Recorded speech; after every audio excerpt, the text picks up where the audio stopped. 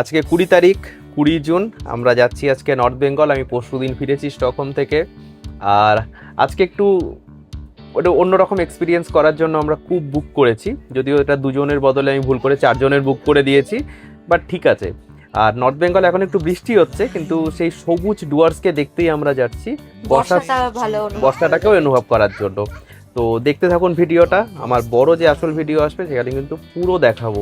এখানে কোনো 7 point 10 point থাকবে না, শুধু ঘরে বসে কি করে প্রকৃতিকে এনজয় করা যায় সেটা কিন্তু আমি দেখাবো। আমার হাতটা ধরো, come cross the line, তুমি চাইলেই পারো